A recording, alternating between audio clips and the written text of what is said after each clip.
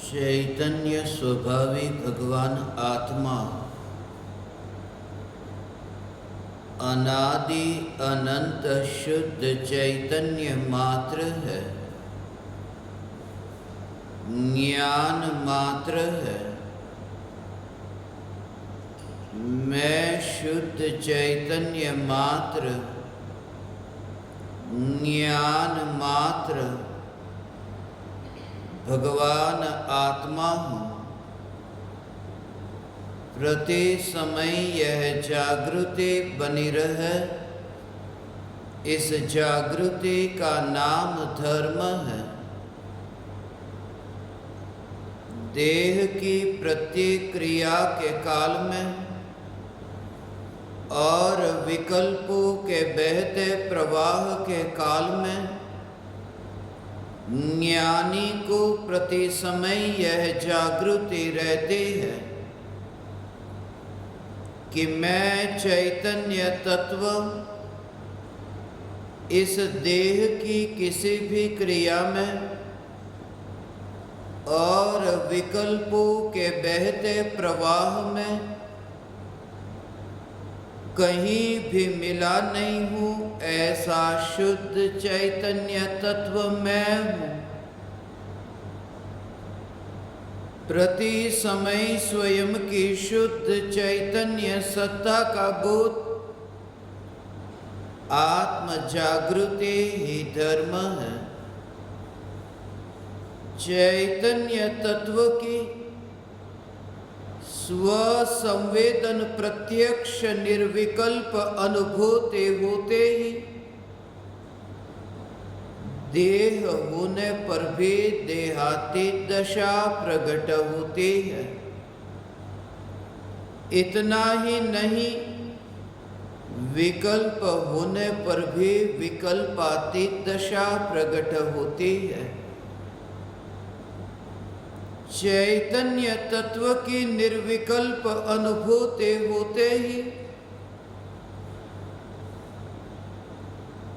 आत्मा में अतीन्द्रिय आनंद का सागर उछलता है। फिर भी ज्ञानी की दृष्टि उस अतीन्द्रिय आनंद के सागर की ओर भी नहीं जाती और दृष्टि चैतन्य तत्व पर ही टिकी रहती है।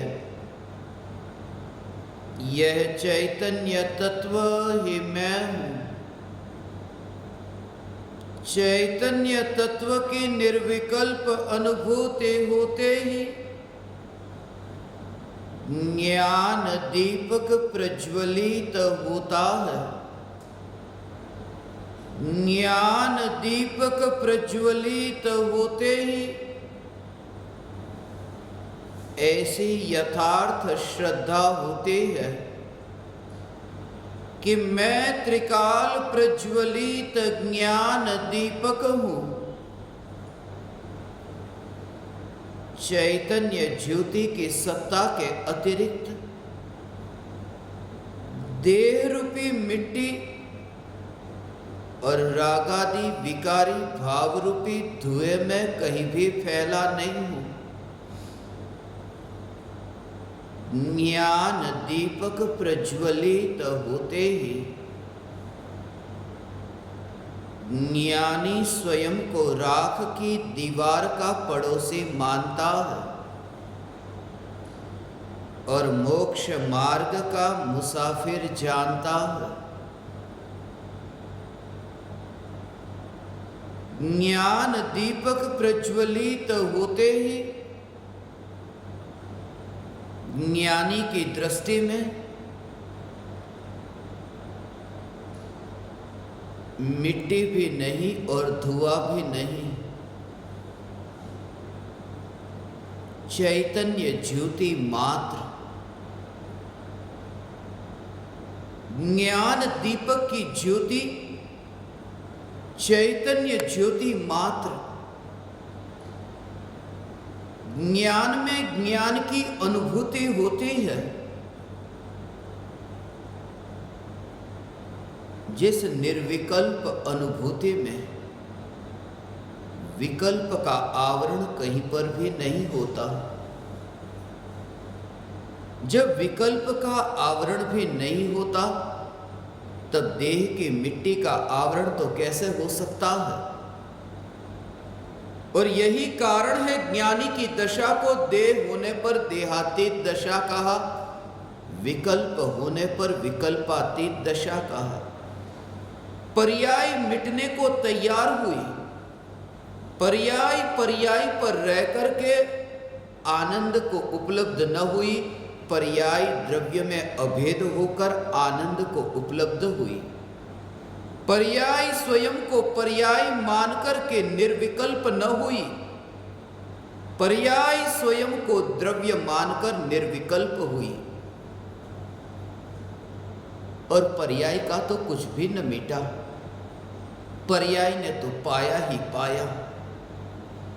यह निर्विकल्प अनुभूति ऐसी है जैसे बूंद सागर में समा जाए। बूंद का क्या छूटता है, क्या मिटता है? मिटता है ना कुछ और बूंद पा लेती है सब कुछ। बूंद ने सागर को पा लिया। जब तक वह बूंद थी, जब तक वह सागर से अलग थी, तब तक उसका अस्तित्व एक बूंद जैसा। और जैसे ही वो समाई सागर में, अब वह बूंद बूंद न रही, वो समुद्र हुई। ऐसे ही ये पर्याय जब द्रव्य में ढलती है तब पर्याय स्वयं को द्रव्य स्वरूप अनुभव करती है। पर्याय स्वयं को त्रिकाल अनुभव करती है। भले ही पर्याय एक समय की है, भले ही उस पर्याय में उत्पाद व्यय है, फिर भी उस पर्याय का जोर उत्पाद और व्यय पर नहीं। जन्म और मृत्यु जिसका है, ऐसी वह पर्याय जिस पर्याय का जोर पर्याय पर न रहा, द्रव्य पर जोर। और यही कारण है कि देह होने पर यहाँ परमात्मा के दर्शन हुए। और यही कारण है कि साधकों के शरीर को देखते समय एक समय के लिए ये सोचना नहीं पड़ता। ये सोचने के कारण ज्ञानी ज्ञानी नहीं है। जैसे ही ज्ञान में जानने में आए कि जैसे तुम मुर्दे को देखते हो, ऐसे ही ज्ञानी साधकों के शरीर को देखते हैं। और जैसे तुम ये परमात्मा को देखते हो, सिद्ध परमात्मा को देखते हो, ऐसे ही प्रत्येक आत्मा को सिद्ध परमात्मा के रूप में देखते हैं। और साधक को ही नहीं, जहाँ जहाँ देखते हैं वहाँ ज्ञानी की ऐसी दृष्टि है। इसलिए यदि कोई ज्ञानी से पूछे कि आप मंदिर जाते हो, बहुत बार तुम्हारी यह कसौटी होगी, तुम मंदिर जाते हो या नहीं जाते। क्योंकि दुनिया में तुम्हें मोहर लगेगी ज्ञानी की, जो दिन में सुबह उठकर नहा धोकर के मंदिर की ओर यात्रा करता हो, मंदिर में पूजा भक्ति करता हो। ज्ञानी तो इसके अलावा हमने जाना ही नहीं है। मगर ज्ञानी की दशा तुम जानते हो। ज्ञानी का ज्ञानीपन मंदिर में जाने के कारण नहीं, क्योंकि ज्ञानी सदाकाल मंदिर में है। भाव बहुत सूक्ष्म है। ज्ञानी सदाकाल मंदिर में है। जिस जिस ज्ञेय को ज्ञानी जानता है, उस ज्ञेय को जानने के काल में ज्ञानी को यह जागृति कि मैं मंदिर में ही तो हूं। जैसे कला करते हुए मोर को जाना, उस मोर को जानने के काल में वह मोर जब ज्ञान का ज्ञेय बनता है, ज्ञानी यह मानते हैं कि मैं मंदिर में ही हूं, मंदिर में विराजमान हूं। मंदिर है क्या? मंदिर अर्थात जिसमें परमात्मा विराजमान है, जो ज्ञेय जिस पर ज्ञान की पर्याय विराजमान हुई है। ये ज्ञान की पर्याय है क्या? ये ज्ञान की पर्याय यही तो परमात्मा है। तो जब मैं उस कला करते हुए मोर को जानता हूं, मेरा ज्ञान विराजमान हुआ, उस मोर पर ज्ञान विराजमान हुआ। ये ज्ञान का ज्ञेय जो मोर बना, ये ज्ञान ही तो परमात्मा है। और परमात्मा जहाँ विराजमान होता है वह स्थान जिसे हम मंदिर कहते हैं, फिर वो कला करता हुआ मोर मंदिर हो गया जहाँ ये ज्ञान विराजमान हुआ। फिर मैंने खिड़की को जाना, मैंने दरवाजे को जाना, तो ज्ञान जैसे ही दरवाजे को जानता है, ये ज्ञान उस ज्ञेय पर विराजमान हुआ। इसलिए यदि कोई कहे कि परमात्मा सारे जगत में फैला है, तो मैं मानता हूं परमात्मा सारे जगत में फैला है, क्योंकि परमात्मा के केवल ज्ञान की किरण सारे जगत में फैली है। और यही कारण है कि जब भी कोई भी ज्ञेय ज्ञान में जानने में आता है, तो उन ज्ञेयों में ज्ञानी को मंदिर दिखता है, क्योंकि उन ज्ञेयों में परमात्मा दिखता है। यद्यपि यह भेद विज्ञान है कि मंदिर और परमात्मा न्यारे हैं, यद्यपि यह भेद विज्ञान है कि ज्ञान और ज्ञेय की सत्ता न्यारी है, फिर भी व्यवहार से हम ये जानते हैं कि परमात्मा मंदिर में है। ज्ञानी व्यवहार से जानते हैं, और प्रत्येक ज्ञेयों को जानने के काल में यह जागृति, कौन सा परमात्मा किस मंदिर में विराजमान हो। आदिनाथ भगवान के मंदिर में महावीर भगवान कैसे हो सकते हैं? जैसा मंदिर ऐसे परमात्मा। जिस समय जो ज्ञेय ज्ञान में जानने में आता है, उस ज्ञेय को जानने वाली ज्ञान की पर्याय, उस सुनिश्चित वही होगा ज्ञान, वही होगा परमात्मा, उस ज्ञेय को जानने रूप परिणमित होने वाला परमात्मा। पूज्य गुरुदेव श्री कान्जी स्वामी ये कहते थे, दाने दाने पर लिखा है दाने को खाने वाले का नाम। बहुत बार तुमने सुना, दाने दाने पर लिखा है खाने वाले का नाम, मगर वे जो आगे कहते वो अनुपम था, वो दुर्लभ था, वो अलौकिक था। वे कहते थे ज्ञेय ज्ञेय पर लिखा है ज्ञेय को जानने वाले का नाम। प्रत्येक ज्ञेय को जानने वाली ज्ञान की पर्याय का नाम लिखा है, और अनादि अनंत ऐसी ये ज्ञान की पर्याय, जिस ज्ञान की पर्याय का विषय कौन सा ज्ञेय बनेगा, कौन से मंदिर में कौन सा परमात्मा विराजमान होगा। मगर भेद विज्ञान सदा रहे कि मंदिर न्यारा है और परमात्मा न्यारा। ज्ञान दीपक की ज्योति, ये मंदिर में ज्योति जल रही है। ये मंदिर फिर सीमेंट कंक्रीट का हो या फिर मिट्टी का हो, मंदिर तो मंदिर है। सिर्फ ये बोध बना रहे कि मंदिर परमात्मा नहीं है। मंदिर से द्वेष मत करना, मंदिर के प्रति तुम्हारी घृणा न हो।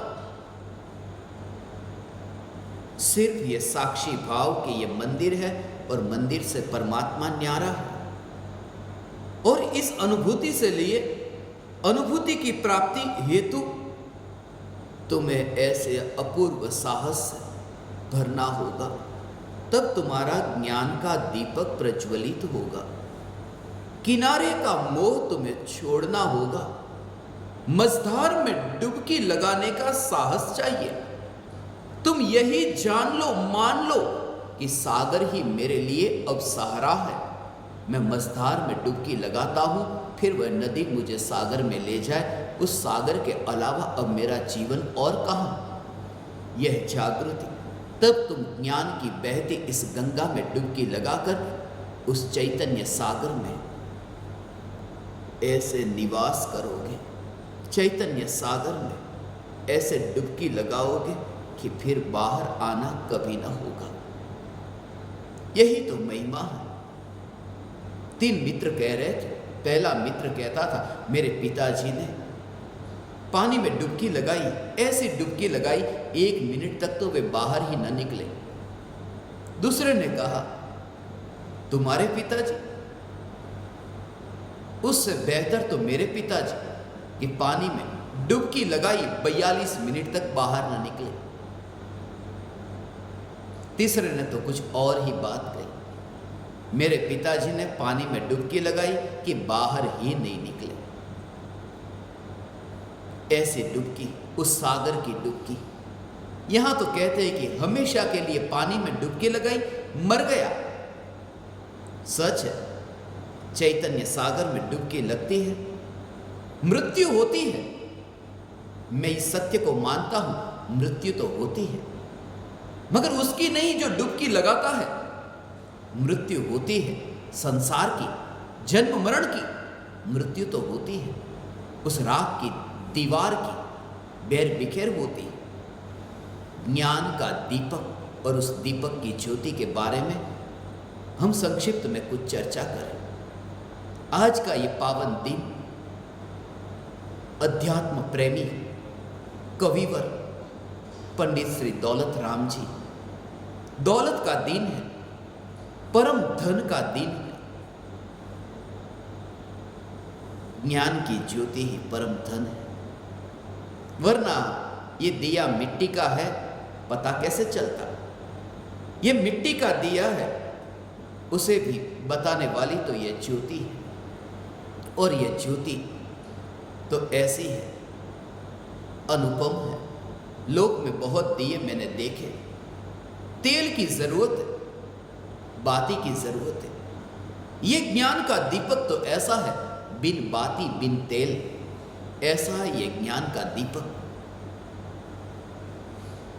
देह रूपी मिट्टी में तुम्हें कैसा लगे जैसे तुम मिट्टी को ही देखो और वहां मिट्टी के साथ बिना बाती और बिना तेल की तुम ज्योति को देखो। और तब कैसा लगे जब तुम ज्योति को देखो और मिट्टी के दिए को तुम ज्योति से न्यारा देखो, दोनों के बीच में तुम एक फासला देखो।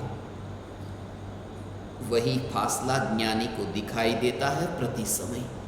क्रिया पर जोर न हो, क्रिया से पहचान न करना ज्ञानी की।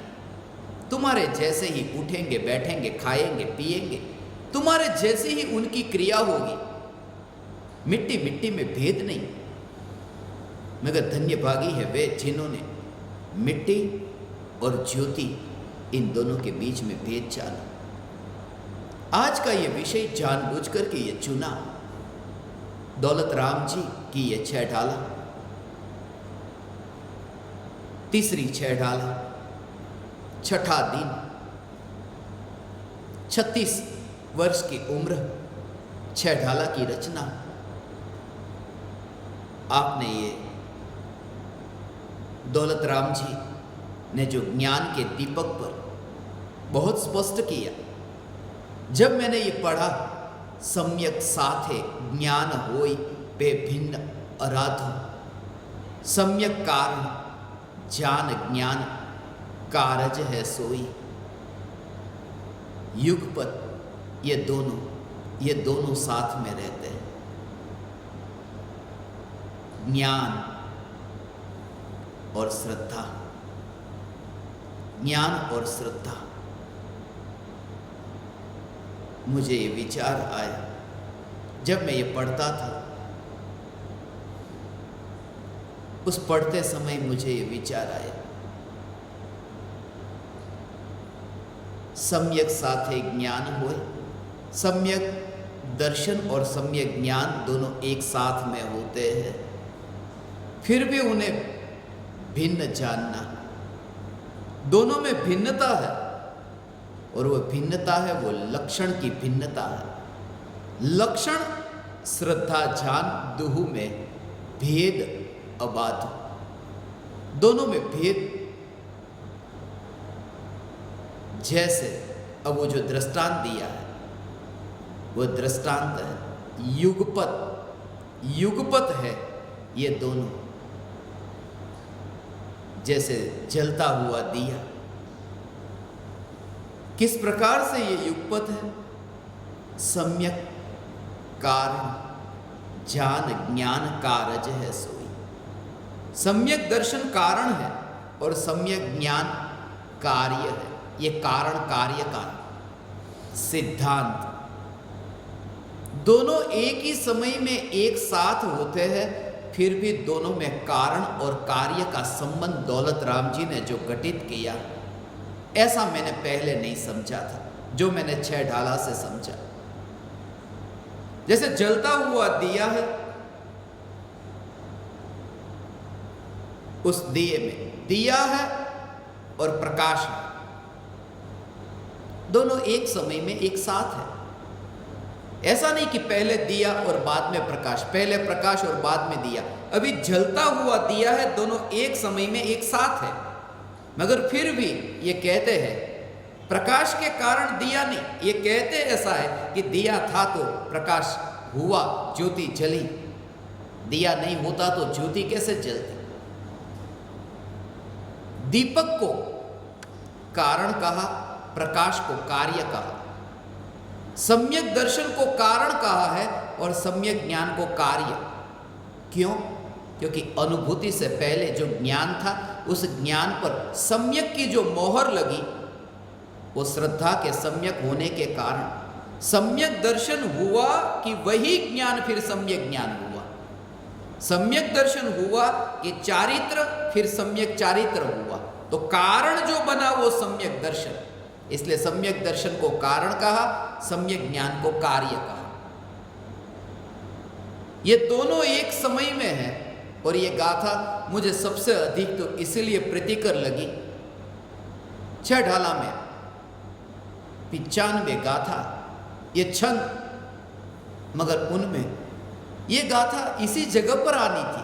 दीपकों की गाथा, ये तुम्हारी गाथा, ये ज्ञान दीपक, ये तुम्हारी गाथा 42 नंबर पर आनी थी। 42 का अर्थ है चौथी ढाल, और चौथी ढाल में दूसरा छंद यही लिखा दौलत राम जी ने, ये तुम्हारे लिए कि तुम्हारे ज्ञान का दीपक प्रज्वलित हो। 142 ज्ञान दीपक प्रज्वलित हो।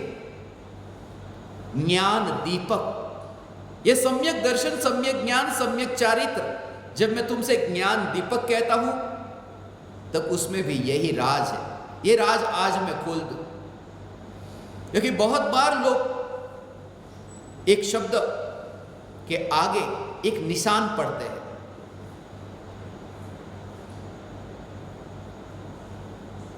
जब मैं आपको कोई संदेश भिजवाता हूं ज्ञान दीपक, तो ज्ञान लिखा होता है, दीपक लिखा होता है, और दीपक के बाद एक आश्चर्य चिन्ह होता है। लोग सोचते हैं ये कोई संबोधन थोड़ी है। ज्ञान दीपक प्रज्वलन आत्म साधना, दीपक के बाद में ये आश्चर्य चिन्ह की क्या जरूरत है? ये तो आत्म साधना के आगे लिखा गया ये विशेषण है। मगर वो आश्चर्य चिन्ह बहुत महत्वपूर्ण लगता है मुझे। वो आश्चर्य चिन्ह के पीछे जो भाव है वो भाव बताओ। 3 शब्द, इसे मैं 3 शब्द के रूप में देखता हूं, तुम्हें दिखते भले 2 हो। ज्ञान दीपक और आश्चर्य चिन्ह। ज्ञान अर्थात ज्ञान, दीपक अर्थात श्रद्धा। यहां पर दीपक को सम्यक दर्शन कहा ने। दीपक और प्रकाश, ये दोनों दृष्टांत से तुम समझना। दीपक है, उसकी तुलना की सम्यक दर्शन के साथ, और प्रकाश की तुलना की ज्ञान के साथ, सम्यक ज्ञान के साथ, कि सम्यक दर्शन हो तो सम्यक ज्ञान हो। कारण कार्य, दीपक प्रकाश। तो दीपक जो है वो दीपक, जब मैं तुमसे कहता हूं ज्ञान दीपक, तो दीपक का अर्थ है दर्शन, श्रद्धा, सम्यक दर्शन। ज्ञान का अर्थ ज्ञान है, दर्शन अर्थात दीपक।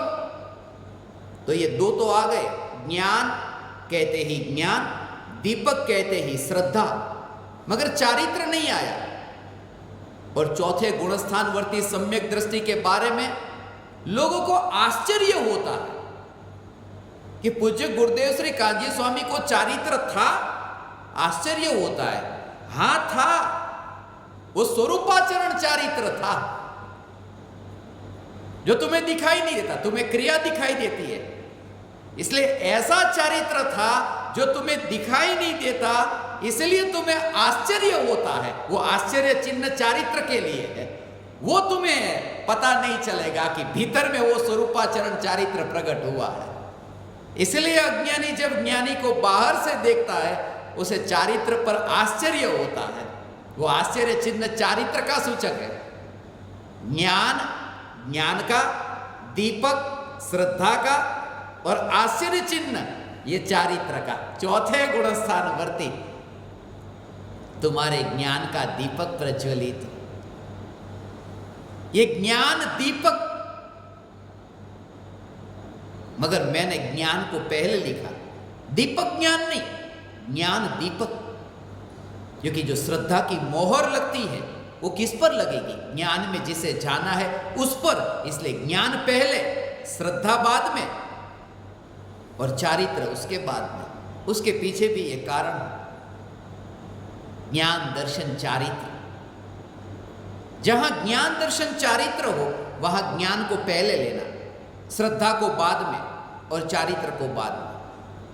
ज्ञान दर्शन चारित्र ये ठीक है, मगर जहां सम्यक शब्द लगे तो सम्यक दर्शन पहले लेना, सम्यक ज्ञान बाद में और सम्यक चारित्र उसके बाद। इसलिए ज्ञान दर्शन चारित्र तत्वार्थ सूत्र में समझा था ना, सम्यक दर्शन ज्ञान चारित्राणि मोक्ष मार्ग। ज्ञान दर्शन चारित्र यह आत्मा का स्वभाव। ज्ञान दीपक की ज्योति, जिस ज्योति से अंधेरा मिटता है। और ये अंधेरा ऐसा है जो आंखों से नहीं दिखाई देता। जो आंखों से नहीं दिखाई देता उसे काटना, उसे दूर करना बहुत मुश्किल हो जाता है। आंखों से दिखाई दे उसे तो बिजली का बल्ब जला दिया, दीपक जला दिया मिट्टी का, मगर इस अंधेरे को कैसे दूर करें? वो कला दौलत राम जी ने यहां समझाई है। दीपक की महिमा बताकर, दीपक पूजा करते हैं, पूजा में मोहांधकार विनाशनाय दीपम निर्वपामिति स्वाहा। हां मैं जानता हूं तुम ये पूछते हो मंदिर में कभी देखा नहीं, मगर मुझे पता है मोहांधकार विनाशनाय, मोह रूपी अंधकार को दूर करने वाला ये दीपक। पूजा में बहुत बार बोला, मगर कभी ये भाव ना आया ज्ञान दीपक की बात है। वह ज्ञान के दीपक पर आज का दिन तो ज्ञान दीपकों का दिन है, छठा दिन है। और तुम्हें यह पता है अष्ट द्रव्य में दीपम वो छठा द्रव्य है। अष्ट द्रव्य में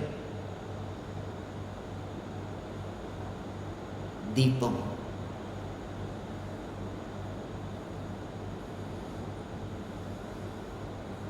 ये बहुत बार सुना। जल, चंदन, अक्षत, पुष्प,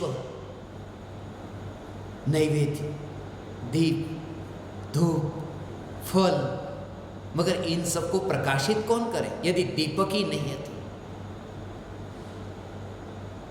ये दीपक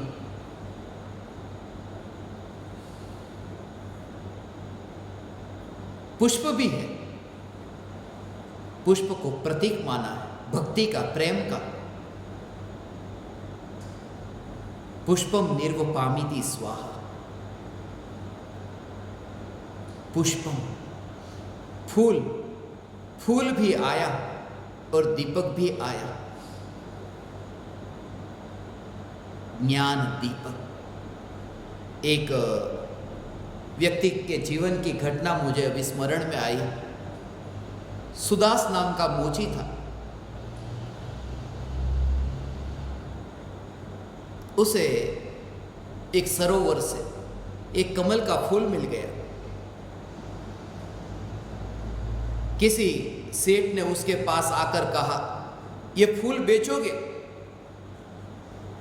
क्योंकि कोई संत आए हैं, संत के चरणों में ये फूल चढ़ाऊंगा। उसने सामने से ही कहा कि चांदी के 2 सिक्के दूंगा। उसे ऐसा लगा इस फूल में कुछ ऐसा है, वरना चांदी के 2 सिक्के कौन देता।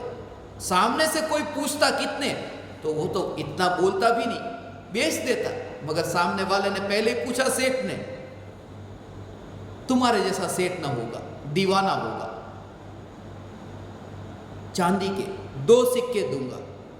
उसने कहा 2 सिक्के? अभी सौदा चल रहा था कि तभी सेठ के पीछे एक नगर सेठ आया। नगर सेठ ने कहा 10 सिक्के दूंगा। उसे तो लगा कि कुछ है दम इसमें। 10 सिक्के। उस सेठ को तो रवाना कर दिया क्योंकि नगर सेठ आ गया था। नगर सेठ से भी बात चल रही थी कि राज्य का मंत्री आया। मंत्री ने कहा चांदी के 100 सिक्के दूंगा, ये फूल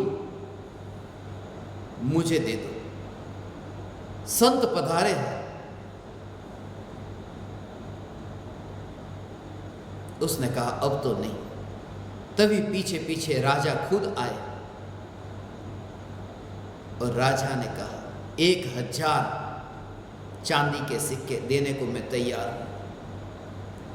तुम इस फूल की महिमा नहीं जानते। संत आए, अभी कहां हम फूल को ढूंढे। उस मोची को यह भाव आया। सुदास नाम का मोची था। कहानी भारत देश की। उसने राजा को भी फूल न दिया। 1000 चांदी के सिक्के कमाओ, ये फूल देकर बेहतर ये होगा कि ये फूल लेकर मैं स्वयं जाऊं और संत के चरणों में चढ़ा दूं। और जैसे ही संत के चरणों में ये फूल चढ़ाया, उस संत ने कहा 1000 चांदी के सिक्के तूने भले न कमाए हो, मगर जो अनंत अनंत भवों में नहीं कमाया था वो तूने आज कमा लिया। इतनी पकड़ तो तेरी छुटी।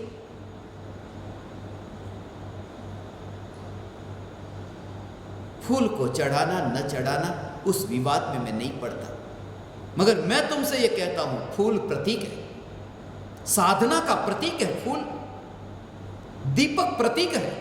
तुम दोनों को देखते हो, दीपक और फूल को। कमल का फूल कादव में, कीचड़ में खिला, वो प्रतीक है। गुलाब का फूल खिला है कांटे के बीच, ये प्रतीक है कि कांटे और कीचड़ इनमें फूल खिला करते हैं। यही आत्मा की अनुभूति का फूल। मांस, खून, हड्डी, चमड़ी, ऐसे कीचड़ में ही आत्मा की अनुभूति का फूल खिलता है। विकल्पों के कांटे के साथ यह आत्मा की अनुभूति का गुलाब का फूल खिलता है। यह फूल प्रतीक है। तुम निराश मत होना। और गुलाब को तो पता भी नहीं कि कहां है कांटे। ये तो तुम्हारी तकलीफ है जब तुम ये कहते हो कि अरे कैसा लगता होगा जब कांटों के बीच में गुलाब को खिलना पड़ता होगा, कितनी तकलीफ होती होगी। गुलाब कहे मुझे पता ही नहीं कांटे का, कमल को पता ही नहीं कीचड़ का। इसलिए तो दौलत राम जी वे ही ये कह सकते हैं कमलिनी का पत्ता। ये दौलत राम जी, उन्होंने दृष्टांत दिया सम्यक दृष्टि का 3री ढाल में। सम्यक दृष्टि जैसे कमलिनी का पत्ता जल में रह करके जल को छूता नहीं, ऐसे ही ज्ञानी संसार में रहकर संसार को छूते नहीं। संसार कौन? विकल्प। विकल्प को छूते नहीं। यह जागृति कि ज्ञान को विकल्प की स्पर्शना नहीं होती। पुत्र पत्नी परिवार संसार नहीं, ये विकल्प संसार। ज्ञानी विकल्प को छूते नहीं, ये मानते हैं मैं संसार को छूता नहीं। कादे में हेम अमल है, कीचड़ में है सोना, मगर महिमा कम नहीं होती। सोना तो सदा सोना है। और दौलत राम जी ही ये दृष्टांत दे सकते हैं। नगर नारी को प्रेम यथा, नगर नारी वेश्या के प्रेम का दृष्टांत दिया 6 ढाला में। सिर्फ नाम मात्र का है, भीतर से प्रेम नहीं है, सिर्फ दिखावा है। ज्ञानी का प्रेम संसार में सिर्फ एक दिखावा है, एक नाटक है, एक अभिनय है। उस अभिनय में ये जागृति स्वयं की सत्ता की, ज्ञान की ज्योति, ज्ञान दीपक तुम्हारी ये ज्योति, जैसे ही तुम्हारी ये ज्ञान दीपक की ज्योति प्रज्वलित होगी, तुम्हें अनंत अनंत ज्ञानियों के दर्शन होंगे उसी प्रज्वलित ज्ञान की ज्योति से। क्योंकि अज्ञान का अंधकार जो मिटा, अब सब कुछ दिखेगा। ज्योति से ज्योति भी दिखेगी और जगत भी दिखेगा। ऐसी वह ज्ञान की ज्योति, फिर एक नहीं अनंत ज्ञानी दिखेंगे, फिर परम कृपालु देव दिखेंगे। परम कृपालु देव ने भी ज्योति की महिमा बताई आत्मसिद्धि शास्त्र में। आत्मसिद्धि शास्त्र ऐसा शास्त्र जिसमें 6 ढाला भी समा जाती है। यह 6 ढाला एक ही पंक्ति मैंने पढ़ी कि पूरा भाव समझ में आया।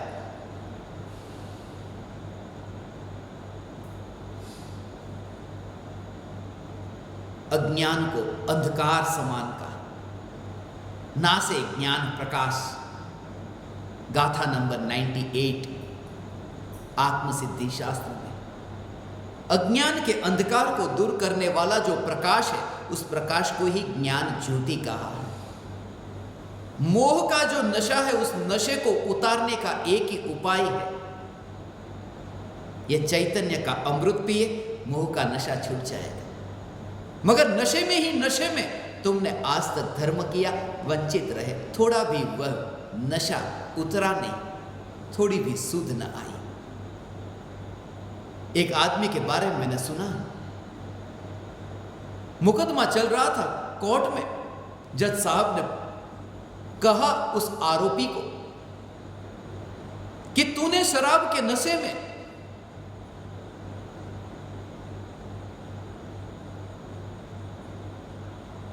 तेरी पत्नी पर इतना क्रोध कि तूने गोली मारी, और तू इतना क्रोध में था, शराब के नशे में इतना चकचूर था, शराब के नशे में, ये क्रोध में तू बाजार में गया और बंदूक खरीद कर लाया, और क्रोध में न आओ देखा न ताओ, क्रोध में तूने पत्नी पर गोली छोड़ दी, वो शराब के नशे में। और एक बात तुम्हें कहूं कि वो शराब का नशा तुम्हारा ऐसा था कि शराब के नशे में ही तुम निशाना चूक गए, गोली लगी ही नहीं, अच्छा हुआ बच गई तुम्हारी पत्नी। तुम गोली भी छोड़ते हो तो शराब के नशे में, इसलिए तो निशाना चुक जाते हो। थोड़ा नशा तुम्हारा मोह का कम हो तब निशाना लगे। शराब तो पी है मोह की, मगर मैं सिर्फ इतना कहता हूं थोड़ा नशा उतरे। इसलिए कहता हूं नशा उतरने का अर्थ क्या, कि तुम्हारे भीतर जो मैं ये अमृत भरना चाहता हूं, ये बोधामृत, ये अमृत, इसे अमृत कहा, तुम इसे ग्रहण कर सको, बस वह तैयारी तुम में हो। तुम सच्चे घड़े हो, तुम सीधी तरह से बैठो, अभी ठीक नहीं बैठे, वरना ये अमृत तुम्हारे घड़े में भरे बिना न रहता। जो घड़ा उल्टा हो, उस उल्टे घड़े में पानी कैसे भरा जा सकता है? घड़ा उल्टा हो तो पानी नहीं भर सकते। घड़ा सीधा होना चाहिए, घड़ा सीधा होना चाहिए, अब तो पानी भर सकते हैं ना? नहीं, घड़ा खाली होना चाहिए। पहले से ही भरा हो तो उसमें क्या भरेगा? घड़ा सीधा हो और खाली हो तब तो फिर जल भरेगा नहीं। उस घड़े में यदि छेद होंगे तो भी नहीं भरेगा जल। तो तीनों बात ठीक तरह से समझना कि घड़ा सीधा हो, खाली हो और घड़े में छेद न हो, वरना ये प्राप्ति न होगी। सीधी तरह से, सर्वस्व समर्पण से। इसलिए मैं जब भी किसी को ज्ञान दीपक के रूप में चुनता हूं, मैं ये नहीं देखता कि उसके पास कितना तर्क है, कितनी बुद्धि है, कितने शास्त्रों को वो जानता है। मैं चाहता हूं ज्ञान दीपक दीवाना हो, मस्ताना हो, परवाना हो, बस सयाना न हो, तर्क शास्त्री न हो। प्लेटो के बारे में मैंने सुना, प्लेटो का जो स्कूल, उस स्कूल के बाहर ही दरवाजे पर बड़ी तख्ती लगी रहती।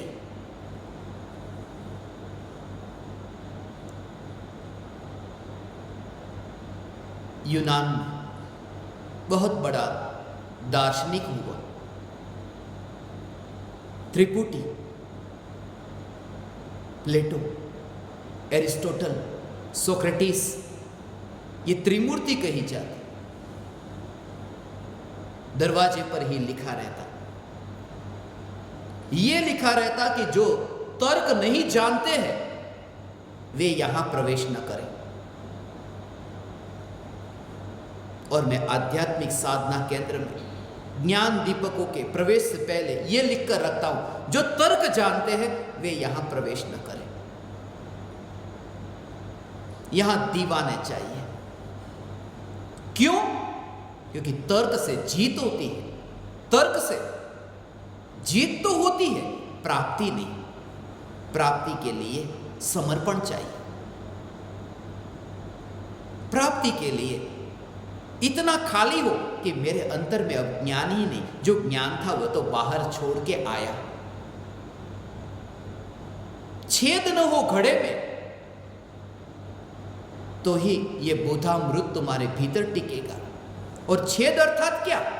ये 5 इंद्रियों के ये छेद, जिन 5 इंद्रियों से ये पर पदार्थों को व्यर्थ के विकल्पों में उलझता है, व्यर्थ का जो देखता है, व्यर्थ का जो सुनता है, बस वही तो उस छेद से दुरुपयोग हो रहा है।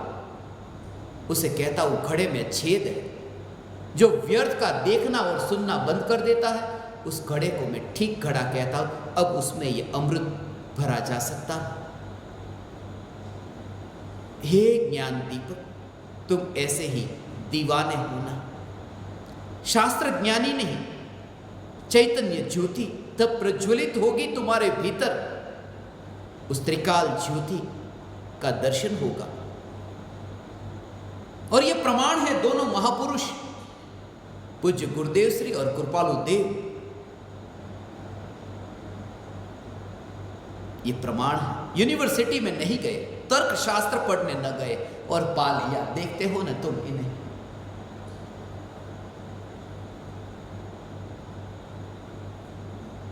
मिट्टी का ज्ञान मिट्टी में मिलेगा, पूज्य गुरुदेव श्री कहते थे। मिट्टी का ज्ञान पढ़े थे, मिट्टी की पाठशाला में, मिट्टी की स्कूल में, उमराला में, मेरे घर के पड़ोस में।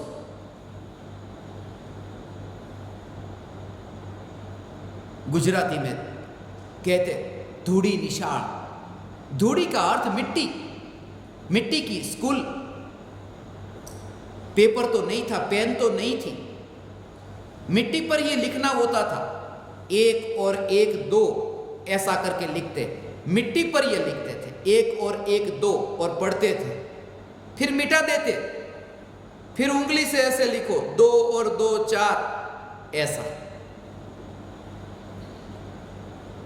मगर वो मिट्टी का ज्ञान, वो ज्ञान काम में ना आया। संस्कृत भाषा की कोई पीएचडी न की थी, कोई डिग्री न ली थी, मगर बड़े बड़े पंडित उनके चरणों में झुकते कि आप जैसे संस्कृत भाषा के श्लोकों के अर्थ निकालते हैं, हम भी ऐसे भाव तो नहीं निकाल सकते। इसलिए शास्त्र पढ़ने से कोई ज्ञानी नहीं होता। ज्ञानी होता है कि शास्त्र के अर्थ समझ में आ जाते हैं। वह जैसे ही ज्ञानी हुआ कि शास्त्र के कारण उसका ज्ञानीपन न रहा, यह श्रद्धा हुई। हे ज्ञान दीपक, तुम्हें भी ऐसी श्रद्धा हो, तुम्हारी भी ऐसी दशा प्रकट हो। ज्ञान दीपक की ज्योति, मिथ्यात्व का घना अंधेरा मिटा। इसमें कंजूसी मत करना। परिग्रह में तो बहुत कंजूसी की, मिथ्यात्व भी एक परिग्रह है। मैं अच्छे अच्छे परिग्रहों को छोड़कर बैठने वालों को मिला, परिमाण ले लेते, लिमिटेशन ऑफ पोजेशंस, परिग्रह की मर्यादा, इतना ही परिग्रह रखूं, इतना न रखूंगा, 2 जोड़ी कपड़े ही मैं रखता हूं, तीसरी जोड़ी नहीं। परिग्रह की मर्यादा रख ली।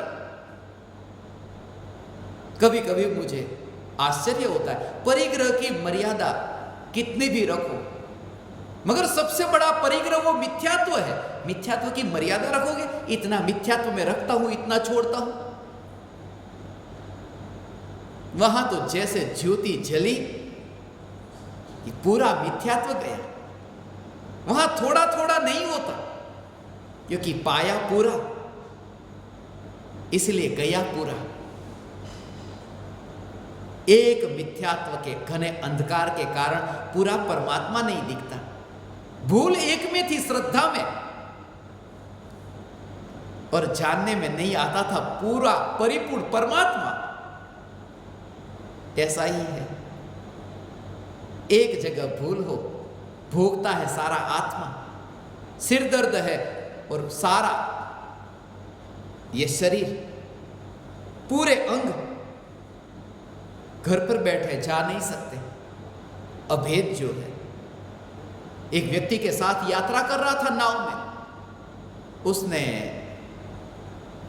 नाव में छेद करना शुरू कर दिया। सब लोगों ने कहा, अरे तुम छेद करते हो नाव में।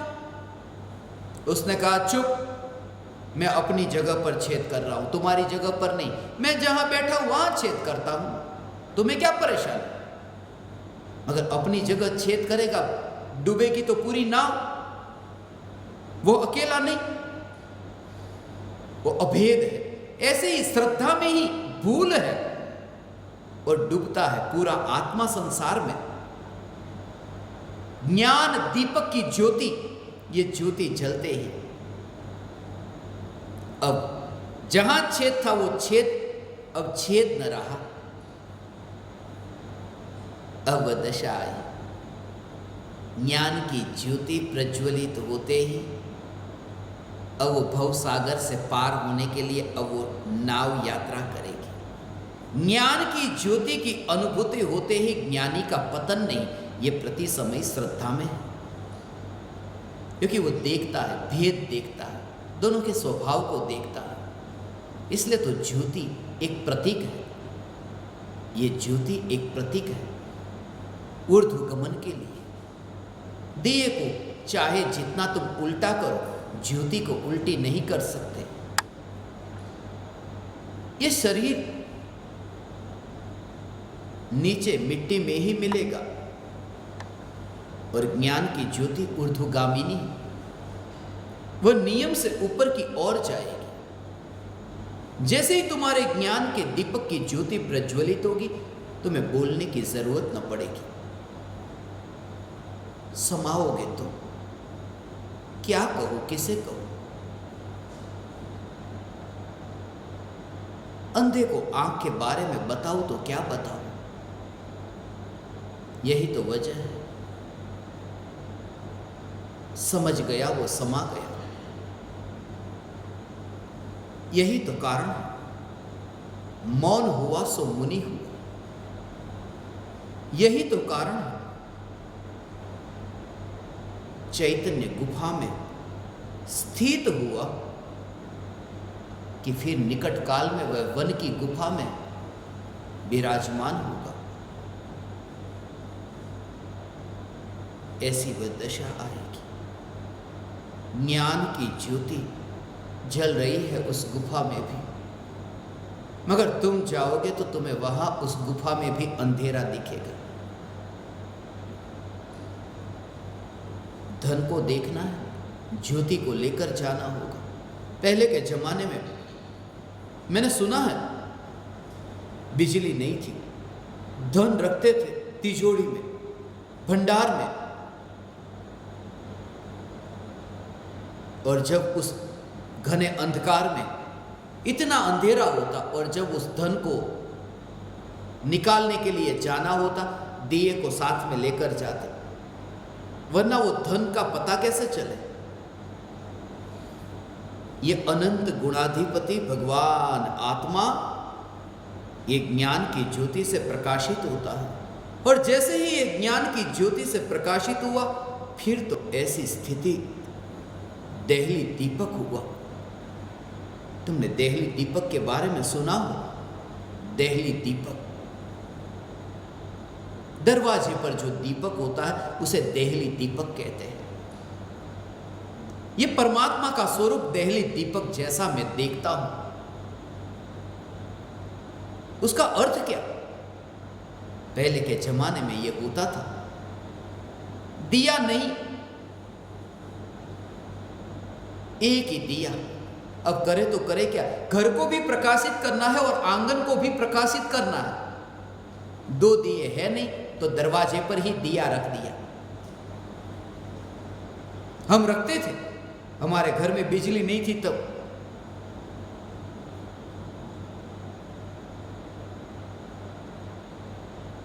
बीच में ही रखते, इतनी ऊंची दीवार थी कमर तक, और उसके ऊपर ही दिया रखते कि अंदर भी दिखे और बाहर भी दिखे। वो दिया, ये ज्ञान की ज्योति देहली दीपक जैसी है। वो स्वप्रकाशक भी है और पर प्रकाशक भी है।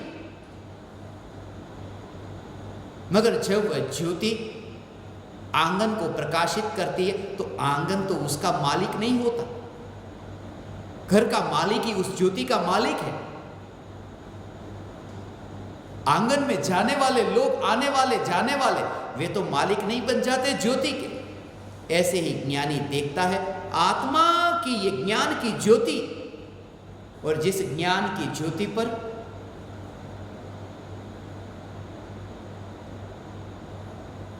एक चैतन्य ज्योति मात्र का दर्शन, और देखता है मुसाफिर निकला, रास्ते से मुसाफिर निकला, मगर मुसाफिर की ज्योति तो नहीं हो जाती। ऐसे ही वह देखता है भगवान, ये ज्ञान की ज्योति को देखता है कि परमाणु की ज्योति तो नहीं हो जाती। ये शरीर के परमाणु, ये मुसाफिर, जब मैं कहता हूं तब ये मुसाफिर आंगन से निकला, यात्रा कर रहा है चैतन्य महल के आंगन में। ये मुसाफिर यात्रा करता हुआ निकले तो भी मैं ज्ञान ज्योति मात्र, उसके अतिरिक्त में किसी का मालिक नहीं। यह जागृति, हे ज्ञान दीपक, आज का जो ये दिन ज्ञान दीपक की ज्योति का दिन, आज तुम्हारा दिन है। आज तुम मनाओ इस दिन को। सोने से पहले ये तत्व विचार ज्योति मात्र का अरूपी है, मगर सत्ता स्वरूप है। अरूपी होने पर भी स्वरूपी है, निज रूप है। ऐसी ये ज्ञान की ज्योति। तुम दीपावली मनाओ, अमावस में दीपावली कैसे मनाओ? अमावस में ही मनाई जाती है दीपावली। आज तक जिन्होंने भी ये दीपावली मनाई, ज्योति जलाई, वो अमावस में ही जलाई है, क्योंकि पूर्ण वितरागी तो हुए नहीं। सम्यक दर्शन प्रकट हुआ, ज्ञान का दीपक प्रज्वलित हुआ। राग और द्वेष के विकारी भाव, जो अज्ञान की अमावस, जिसमें ज्ञान नहीं, ऐसे ये विकार के भाव, विकार में रहकर विकार से न्यारा, विकार के साथ रहकर विकार से न्यारा, तभी वो दिवाली बनाई। ऐसी दिवाली मनाई, फिर वो महावीर भगवान की दिवाली तुम्हारे लिए गौण हो जाएगी। असली दिवाली यह है जिस समय तुमने यहां ज्ञान का दीपक जलाया। अंधेरा है, मगर ये मत भूलना, दीपक अंधेरे में ही जला करते हैं। ये मत भूलना, फूल तो कांटों में ही खिला करते हैं। थक कर न बैठ ए मंजिले मुसाफिर, हीरे तो कोयले में ही मिला करते हैं। निराश मत होना कोयले को देख करके, हीरा वहीं पर ही है। तुम्हारा ऐसा जीवन है। बुद्ध ने भी यही कहा, भद्रक को यह उपदेश दिया था, अपदीवो भव, स्वयं का दीपक स्वयं बनो, किसी पराये की जरूरत न पड़े। तुम स्वतंत्र हो, तुम्हें किसी के गुलाम ना होना पड़े। फिर सद्गुरु भी क्यों ना हो जब तुम्हारे पास अनंत शक्ति है। अहोभाव से भरता हुआ शिष्य स्वरूप के प्रति जितना अहोभाव से भरता है, उसे एहसास होता है यही गुरु का विनय कर रहा हूं। यही स्वतंत्रता है कि मेरी अनुभूति किसी पराये पर अधीन नहीं। एपिटेक्स्ट नाम का एक गजब का आदमी हुआ। वो यही कहता था, मैं स्वतंत्र हूं। सम्राट भी यदि उसे बुलाए, सम्राट भी यदि उसे दंड देने के लिए कोई अपराध ऐसा करता, अक्सर ऐसा होता है, समझदार लोग मूर्खों की नजर में अपराधी हो जाते हैं, मगर वो हमेशा कहता, तुम मुझे जो दंड देना हो दो, मगर स्वीकार करना या न करना मेरे पर है, मैं स्वतंत्र हूं। ऐसी स्वतंत्रता की तुम्हें अनुभूति हो, यह तब होगी जब तुम्हें ज्योति की स्वतंत्रता की स्पर्शना होगी। निरंतर 24 घंटे ये ज्ञान का दीपक जलता है। वो प्रतीक है। तुमने ये सुना हो, जरथुस्त्र को मानने वाले उनके मंदिर में 24 घंटे दिया जलाते हैं। वो एक सिर्फ प्रतीक है। उसका अर्थ तो मैं यही लेता हूं, ज्ञानी के देह रूपी मिट्टी में 24 घंटे ज्ञान का दीपक जलता है, और अज्ञानी के दीपक में भी ज्ञान का दीपक जलता है, वो ज्योति जलती है। अंतर सिर्फ इतना है, ज्ञानी को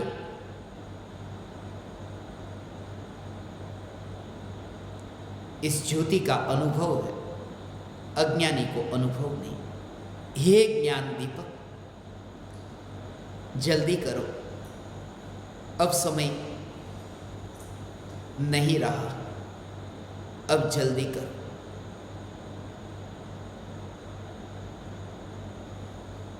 तुम्हारे मुंह से ये न निकले, अब पछताए होत क्या, जब चिड़िया चुग गई खेत। थोड़ा जल्दी करो, और जल्दी का भाव तुम समझना। प्रमाद छोड़कर, आलस छोड़कर, दौलत राम जी यही कहते हैं, प्रमाद छोड़कर कदम आगे बढ़ाओ, आगे की यात्रा सहज होगी। स्वयं की रुचि का स्वयं ही निरीक्षण करना, परीक्षण करना, भीतर देखना तुम कहां हो, तुम देख पाओगे। किसी दुकान पर तुम पढ़ो, 100 वर्ष पूरे हो रहे हमारी दुकान के, और उस बोर्ड को तुम पढ़ो कि 100 बरस पूरे हो रहे, और कल जो पहला ग्राहक इस दुकान पर आएगा उसे हम 1 लाख रुपये का हार देने वाले हैं। क्या करोगे? दूसरे दिन दुकान खुलेगी तब तुम जाओगे या दुकान खुलने से पहले? वहीं पर ही बैठे रहोगे, ये कह रहे। घर भी क्यों जाए, पता नहीं कब खुल जाए। ये रुचि, तुम अपनी रुचि का निरीक्षण करना। सत्संग में बैठे हो, यदि तुम्हें सुनते सुनते नींद आती है तो निरीक्षण करना, अभी रुचि नहीं जगी। मगर तुम्हें ऐसा लगे कि शरीर की स्थिति ऐसी हो, किसी ने दवाई ली हो, किसी के शरीर में ऐसी अशक्ति हो सकता है नींद आ जाए। यह संभव है, नींद आ जाए, उस पर मेरा अधिकार तो नहीं, नींद आ जाए। मगर उसमें भी परीक्षा कर लेना। मैं ज्ञान दीपकों की परीक्षा करता हूं। एक और सत्संग चलता है और तुम्हें नींद आती है, और तभी तुम्हें कोई कहे कि तुम्हारे लिए ये मैं सोने का गहना लाया हूं, या तुम्हारी ये मीठी ऐसी जो प्रिय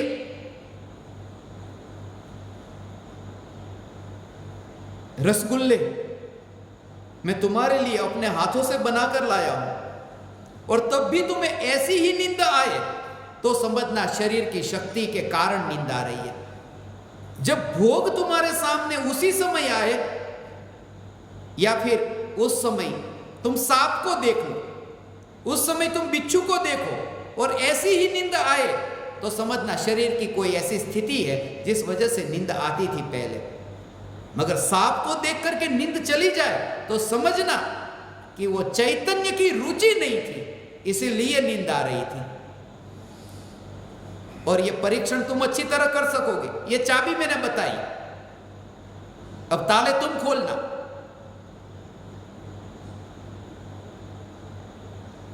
प्रमाद छोड़कर, और तुम्हारे लिए तो ये सुविधा है, सुविधा का लाभ भी तुम लेते हो। ऐसा लाभ हो सके तुम मत लेना, क्योंकि एक ऐसा लाभ तुम्हें मिला अपने घर पर बैठ करके सुनने का लाभ। कैसे भी बैठो पैर फैलाकर, मैं थोड़ी देखने आया हूं, मुझे तो चेहरा दिखता है, पैर नहीं दिखते।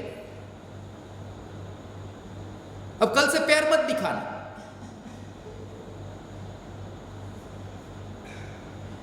जो कैमरा बंद करके बैठे हैं, पता नहीं वो बैठे हैं कि सो गए, यहां तो नाम दिखता है।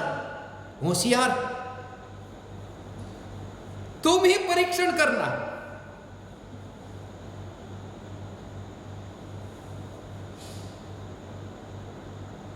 जब भी आना हो तब आ जाओ, जब जाना हो तब चले जाओ, मेरे को पता ही नहीं। यहां तो सामने बैठो तो पता चलता है कौन आया कौन गया। यहां तो कब आए कब गए पता नहीं। प्रत्यक्ष सुनना हो, यहां ज्ञान दीपक सुनते हैं। मेरे बाहर जाने के बाद में वे सब बाहर जाते हैं, मगर यहां तो जैसे सत्संग पूरा हुआ तो मुक्त।